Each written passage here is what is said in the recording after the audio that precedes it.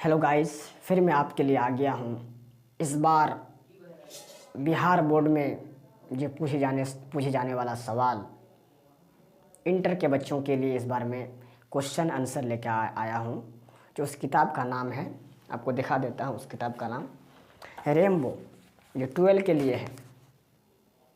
आज मैं आपको बताऊँगा क्वेश्चन आंसर सब्जेक्टिव पहला चैप्टर का Indian civilisation and culture Mahatma Gandhi. इसके बारे में आपको मैं सवाल जवाब में करवाऊँगा। जो सब्जेक्टिव है बहुत ही सरल तरीक़ा से किधर से अर्थ निकलता है ये आपको मैं बताऊँगा। चलिए शुरू करते हैं। आप देख लीजिए, इंडियन सिविलाइजेशन एंड कल्चर का हम लिख दिए, हेड यहाँ लिख दिए हैं।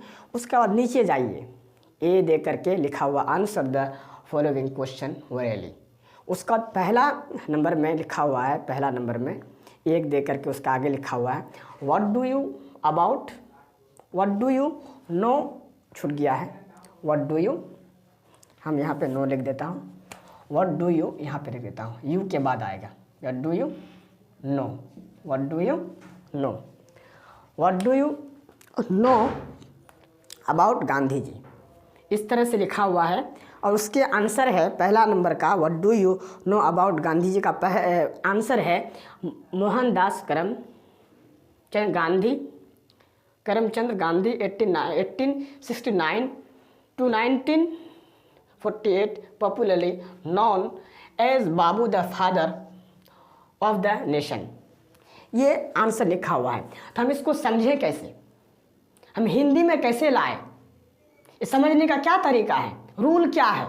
चलिए मैं आपको ग्रामर के साथ मैं आपको हिंदी में ला रहा हूँ, ताकि आप एग्ज़ाम में बैठे अगर ये सवाल आ गया पहला चैप्टर का what do you know about Gandhi, तो कैसे आप समझिएगा, उसका आंसर कैसे लिखिएगा, उसका समझने का क्या रूल है। चलिए शुरुआत करते हैं। सबसे पहले हम इसका समझ लेते हैं इंडियन सिविलाइजेशन एंड कल्चर का मतलब क्या होता है। इंडियन का मतलब आपको कोई पूछ ले इंडियन का मतलब क्या होता है, तो आप जवाब दीजिएगा भारत से संबंधित, भारती से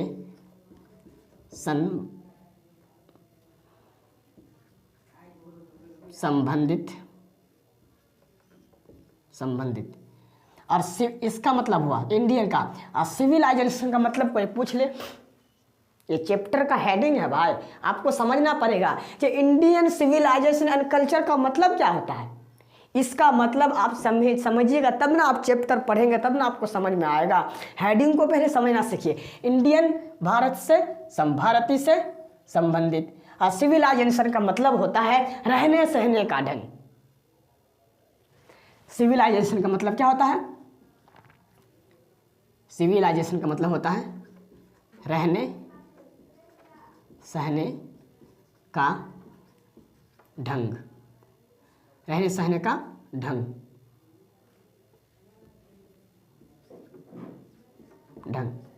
और एंड का क्या होता है, और लिख देते हैं। और इसके हेडिंग को समझने के बाद, इंडियन सिविलाइजेशन एंड कल्चर को समझने के बाद हम आएंगे answer the following question Vareli.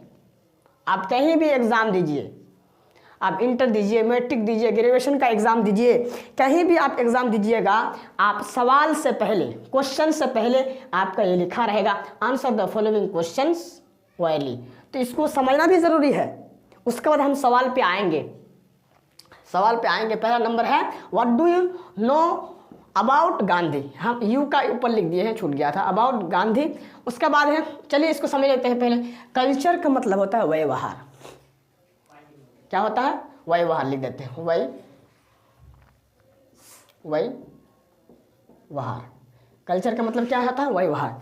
ये तो समझ गए। आपको ये पूछ देगा इंडियन सिविलाइजेशन एंड कल्चर, ये हेडिंग है, समझना होगा। इंडियन भारत से संबंधित, सिविलाइजेशन का मतलब रहने सहने का ढंग, एंड और कल्चर का मतलब होता है व्यवहार, तहजीब। इसको समझ गए। चलिए हम समझते हैं। क्वेश्चन से पहले लिखा हुआ है आंसर, आपको किताब में दिखाओ, देखिए किताब में लिखा हुआ है what do you know about के ऊपर answer the following question Vareli. ये क्या कह रहा है, क्वेश्चन से पहले ये क्या कह रहा है, इसको तो समझना होगा। तो समझने का पहला तरीका है हम वर्ड्स को याद करेंगे। समझने का पहला तरीका, हम वर्ड्स को याद करेंगे। आंसर का मतलब होता है उत्तर दीजिए। क्या होता है? उत्तर। यह पहला तरीका है। एंड इस सेंटेंस को समझने का मेरे पास 2 रूल है। तो पहला रूल सबको फॉलो करना होगा, मतलब वर्ड्स को याद करना पड़ेगा। तो आप भी कॉपी लीजिए और उतारिए इस तरह। उत्तर वर्ड्स को समझना है, पहला तरीका है। आंसर इसको फिर दूसरा तरीका से फिर बनाना है, शुद्ध हिंदी बनाना है। उत्तर दीजिए, उत्तर दीजिए। और फॉलोइंग का मतलब होता है निम्नलिखित, और निम्नलिखित का मतलब होता है नीचे लिखा हुआ। और दैट क्यों दिया है बीच में? और फॉलोइंग को खास करने के लिए, नीचे जो लिखा हुआ है उसको खास करने के लिए दै यूज होता है। ये ग्रामर का ये है, ये सब बाद में देखा जाएगा। आप सेंटेंस को समझिए। फॉलोइंग का मतलब होता है नीचे लिखा हुआ, नीचे लिखा हुआ। और क्वेश्चंस का मतलब आप तो जानते हैं, प्रश्नों। क्या होता है? प्रश्न, प्रश्नों। ये हो गया, एक फॉलोइंग का हो गया और क्वेश्चंस का भी हो गया। और वोरेली का मतलब आपको पता होना चाहिए, ये सब्जेक्टिव क्वेश्चन है, आपको पता होना चाहिए। मैं आपको आपके पास जो आया हूँ इंडियन सिविलाइजेशन एंड कल्चर का, ये सब्जेक्टिव क्वेश्चन है। हर दिन हल करते जाएंगे, 1-2 करके हल करते जाएंगे। आपका फरवरी महीना में एग्जाम है इंटर वालों का, तो आप इसी तरह क्लास करेंगे, आप समझ जाइएगा। तो वोरेली का मतलब होता है मौखिक। क्या होता है? मौखिक। अब मौखिक का मतलब नहीं समझेंगे तो ज़बानी, मौखिक। क्या होता है? मौखिक। मौखिक नहीं समझेंगे तो ज़बानी समझ लीजिए, ज़बानी। अब पहला तरीका उतारिए, ज़बानी। आपको उतारना पड़ेगा पहला तरीका, आप उतार लीजिए। उसका इसी सेंटेंस को हम शुद्ध हिंदी से समझेंगे। कैसे? शुद्ध हिंदी में बनाएंगे। तो पहले वर्ड्स को याद कीजिए, तब ना हम शुद्ध हिंदी में बना सकेंगे। आप बना सकेंगे तो पहले आप याद कर लीजिए, उसके बाद क्वेश्चन पे आएंगे, उसके बाद आंसर पे आएंगे। बहुत टाइम लगेगा, इसलिए आप जल्दी जल्दी इसको आप उतारिए। पहला नंबर को वर्ड्स को याद कीजिए, और वर्ड्स को आपको याद है तो आप रुकिए, हम जिसको याद नहीं है उतारिए। तो हम इसको मिटा देता हूँ, उसको दूसरा तरीका से बनाऊँगा, मिटा देता हूँ। हिंदी को मिटा देंगे, अब शुद्ध हिंदी से बनाएंगे, ग्रामर के हिसाब से बनाएंगे इस सेंटेंस को। पहले आपको वर्ड्स को याद करना पड़ेगा, उसके बाद ग्रामर के हिसाब से बनाएंगे, उसके हिसाब से बनाएंगे। इसे किसके हिसाब से बनाएंगे? ग्रामर के हिसाब से। तो आप उतार लीजिए, पहला तरीका उतार लिया ना। अब दूसरा तरीका ये है जो हम देखेंगे कहाँ कहाँ वर्ब है, वर्ब कहाँ पे है। तो इस सेंटेंस को शुद्ध हिंदी बनाने के लिए हम देखेंगे आंसर क्या है, वर्ब है। तो घेर लीजिए, आंसर क्या है? वर्ब है। अब उसके देखिए आंसर के बगल में क्या है? द फॉलोइंग क्वेश्चन वोरेली का कहाँ आ जाएगा? ये पहले आ जाएगा। आंसर वर्ब के बाद अब देखिए कहाँ, द फॉलोइंग क्वेश्चन वोरेली को कहाँ आएगा? पहले आ जाएगा। इसका होगा नीचे लिखा हुआ। आंसर वर्ब को देख लिए, उसके बगल में देखिए नीचे फॉलोइंग का आपको बताइए, जो नीचे लिखा हुआ निम्नलिखित, नीचे लिखा हुआ, नीचे लिखा हुआ। अब क्या है?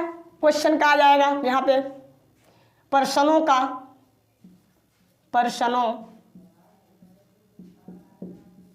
प्रश्नों का। अब वोरेली का मतलब क्या आपको बताया? मौखिक, जबानी तौर पर। क्या है? मौखिक, मौखिक। वोरेली का भी हो गया। यानी आंसर वर्ब के बाद जो आया द फॉलोइंग क्वेश्चन, वोरेली का जो आया तो कहाँ पे आ गया? नीचे लिखा हुआ प्रश्नों का, मौखिक। अब वर्ब का कहाँ आ जाएगा? लास्ट में, वर्ब का लास्ट में आ जाएगा दीजिए। क्या आ जाएगा? दीजिए, दीजिए, दीजिए, दीजिए। ये आपका शुद्ध हिंदी बन गया दूसरा तरीका में। पहला तरीका आपको वर्ड्स को याद कराए, अब दूसरा तरीका क्या हो? नीचे लिखा हुआ प्रश्नों का मौखिक मौखिक उत्तर दीजिए। प्रश्नों का मौखिक क्या दीजिए? जवाब, उत्तर दीजिए, उत्तर दीजिए, लिख दीजिए उत्तर। क्या दीजिए? उत्तर दीजिए। आपको उस उतारिए, आप इसको उतारिए, फिर सवाल पे आएंगे। अब इसको उतार लीजिए, फिर हम सवाल पे आएंगे। पहला नंबर सवाल है इंडियन सिविलाइजेशन एंड कल्चर का पहला चैप्टर है व्हाट डू यू, लिखा हुआ है what do you know about Gandhi. इसको हम समझेंगे। पहला तरीका आप उतार लीजिए इसको, आंसर द फॉलोइंग क्वेश्चंस वाले लिखा हो गया, नीचे लिखा हुआ प्रश्नों का मौखिक उत्तर दीजिए। अब इस सवाल पे आएंगे what do you know about Gandhi.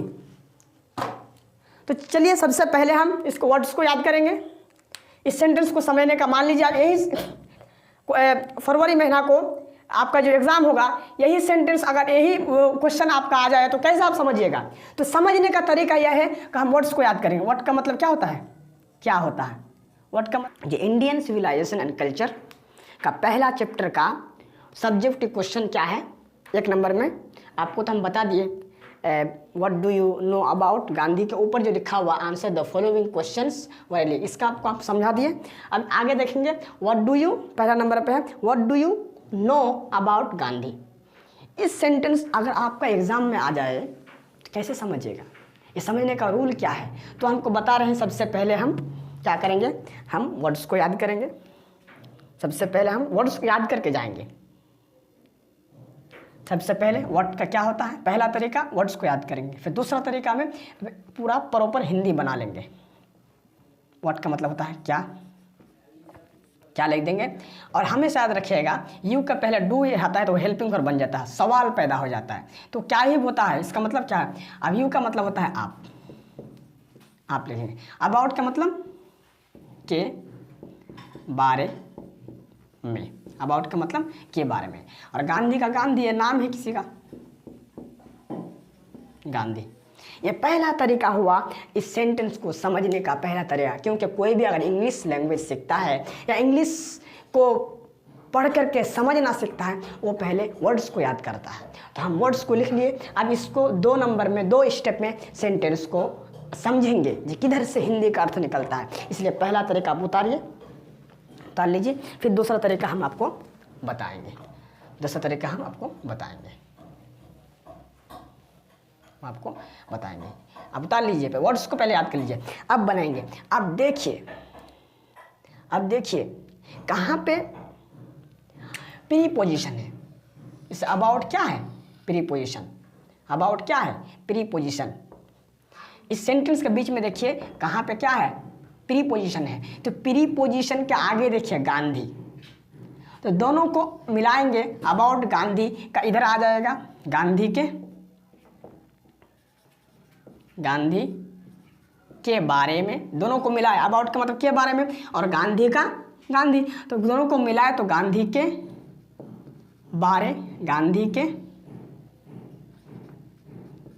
बारे में। अब देखिए सब्जेक्ट कहाँ पे है, जैसे यू क्या है, सब्जेक्ट है। यू क्या है, सब्जेक्ट है। तो सब्जेक्ट के आगे देखिए व्हाट है, डू है, तो यू का लिख देंगे आप। अब तीनों मिल जाएगा, व्हाट डू यू आप। तो अब क्या सवाल पैदा होता है, क्या, आप क्या। अब देखिए अब वर्ब कहाँ पे है, वर्ब यहाँ पे है। यहाँ आना था वर्ब नो को, तो हम भूल गए थे इसलिए ऊपर लिख दिए। और वर्ब का लास्ट में आ जाएगा। ये हमेशा इंग्लिश में ध्यान दीजिएगा, प्रीपोजिशन उधर चल जाएगा, सब्जेक्ट रहेगा, प्रीपोजिशन सब्जेक्ट के बगल में चल जाएगा और वर्ब लास्ट में चल जाता है। नाउन का मतलब होता है जानते हैं। ये आपका सवाल हो गया, ये आपका प्रश्न हो गया। अब इसका उत्तर नीचे लिखा हुआ है, आप इसको उतार लीजिए। नीचे क्या लिखा हुआ है, आपको पूछ देगा एग्जाम में what do you know about Gandhi. तो इसका जवाब लिखेगा about Mohandas Karamchand Gandhi 1869 to 1948 popularly known as Bapu the father of the nation. ये लिखना है। तो इस एग्जाम से पहले आपको समझना होगा ये क्या लिखा हुआ है बाबू। इस सेंटेंस को समझने का क्या तरीका है, वो आंसर को हम कैसे समझें, इसी को आपको लिखना है। तो समझना है तब ना लिख पाइएगा एग्जाम में। तो आप समझने का पहला रूल है जो हम वर्ड्स को याद करेंगे। आप जानते हैं मोहनदास करमचंद गांधी इतना बड़ा नाम है, गांधी जी का इतना बड़ा नाम है, पूरा नाम मोहनदास करमचंद गांधी। तो गांधी लिख देंगे, मोहन नाम है तो नाम का क्या मतलब निकलेगा? मोहन दास करम चंद। आप जानते हैं 1869 1948 को आप जानते हैं, तो लिख देना है 18। अभी पहला तरीका है, अब दूसरा तरीका में सेंटेंस को मुकम्मल करेंगे, यानी हिंदी शुद्ध लिखना है, समझना है आपको। तो सिर्फ इंग्लिश का जो एग्ज़ाम होगा आपको इंग्लिश लिखना है। What do you know about Gandhi समझना है इंग्लिश में ही, और फिर इंग्लिश ही लिखना है, आपको हिंदी नहीं लिखना है। लेकिन आपको इंग्लिश को समझेंगे तब ना जाकर वहाँ लिख पाएंगे। तो लिख लेना है 1869 to 1948 लिख लिए। अब समझेंगे पॉपुलरली का मतलब क्या होता है। किसका मतलब? पॉपुलरली। पॉपुलरली का मतलब आप समझेंगे तब ना ये सेंटेंस को हिंदी में बना पाइएगा। पॉपुलरली का मतलब होता है, पॉपुलरली का मतलब होता है लोकप्रियता से। क्या होता है? लोकप्रियता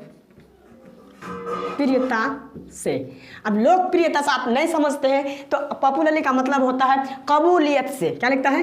उर्दू वर्ड हुआ कबूलियत से। अब कबूलियत से अगर नहीं समझते हैं पॉपुलरली का मतलब, ये एडवर्ब है। अब मंजूरी से भी लिखिए। अगर आपको समझ में नहीं आता है लोकप्रियता से तो आप मंजूरी लिख सकते हैं, मंजूरी से। हो गया। और नाउन का मतलब तो सबको पता है, जाना जाता है। क्या होता है? जाना जाता है। आपको पहला तरीका वर्ड्स को याद करें, दूसरा तरीका में शुद्ध हिंदी लिखना है। इसलिए आप उतारिए। आप तो जानते हैं एज, और आप देखिए as Bapu the father of the nation, यहां तक अगर ये करेंगे तो क्या होता है? राष्ट्रपिता के नाम से। इसको क्या समझे? आप कोई पूछ देगा as the Bapu the father of the nation का मतलब क्या होता है? राष्ट्रपिता के नाम से। गांधी जी को क्यों राष्ट्रपिता के नाम से जाना जाता है? क्योंकि वो कौम को बनाया, लोगों का समूह को बनाया, हमको स्वतंत्रता दिलाई। इसलिए उसको वो देश को आज़ाद करने में बहुत ही मेहनत की है। इसलिए हम उसको क्या कहते हैं? As the father of the nation कहते हैं। हिंदी में राष्ट्रपिता के नाम से जानते हैं। तो इसका हम as the Bapu the father of the nation को हम मिलाएंगे तो क्या होगा?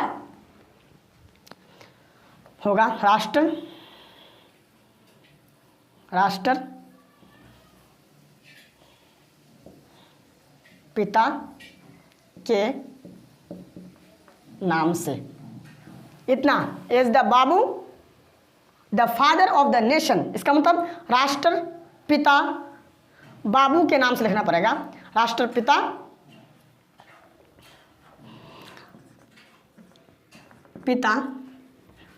बाबू के नाम से। इसका मतलब क्या हो गया? As the Bapu the father of the nation का मतलब क्या हो गया? राष्ट्रपिता बाबू के नाम से। ये आपका पहला तरीका, हम क्या वर्ड्स को समझे। अब दूसरा तरीका में हम कहाँ पे वर्ब है, कहाँ पे एडवर्ब है, किधर किसका तर्जमा किधर जाएगा, अर्थ किधर से निकलेगा, सब्जेक्ट कहाँ पे, आपको हम बताएंगे। आप उतारिए पहला तरीका आप उतारिए, हम इसको मिटा देता हूँ। फिर दूसरा तरीका में आपका सवाल और आंसर समझ जाइएगा। और इसको याद करने का क्या ट्रिक है? आप इसी तरह जैसे आपको हम बताए ना, इसी तरह पहला दूसरा तरीका से आप 15 मरतबा 20 मरतबा प्रैक्टिस कीजिए कॉपी में, तब जाकर आपका जहन में आएगा, दिमाग में आएगा, तब जाकर आप एग्जाम में लिख सकते हैं। आप बोलता है इतना बड़ा सेंटेंस कैसे याद करें, इतना बड़ा सवाल जवाब कैसे याद करें? हम कैसे याद किए? हम इसको what do you know about Gandhi इस इंग्लिश से हिंदी करने के लिए हम 15-20 मरतबा लिखे, तब जाकर आपके सामने में खड़ा होकर पढ़ा रहा हूँ। इतना बड़ा हम कैसे याद किए? Mohan Karamchand Gandhi 1869 1869 1948 popularly known as the Bapu the father of the nation. कैसे मेरा जहन में आ गया? क्योंकि हम 15 मरतबा 20 मरतबा इसी तरह से इसी स्टेप से हम कॉपी में लिखे, तब जाके आपके सामने हम इतना पॉपुलर इतना मेहनत से पढ़ा रहा हूँ। इसलिए आपको पहला आप दूसरा तरीका भी बाकी है। चलिए आप इसको उतारिए।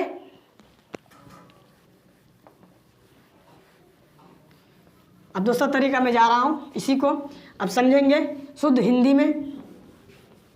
कोई भी इंग्लिश सीखता है बाबू पहले वर्ड्स को याद करता है। तो हम क्या करेंगे, अब देखिए कहाँ पे सब्जेक्ट है, कहाँ पे नाम है। तो नाम का आ जाएगा पहले मोहनदास का आ जाएगा, मोहन दास करमचंद गांधी, गांधी। अब आ जाएगा 1869, 1948। अब देखिए कहाँ पे वर्ब, देखिए आप वर्ब कहाँ पे है, एड वर्ब और वर्ब। देखिए ये जैसे पॉपुलरली क्या है, एड वर्ब है, नाउन क्या है, वर्ब है।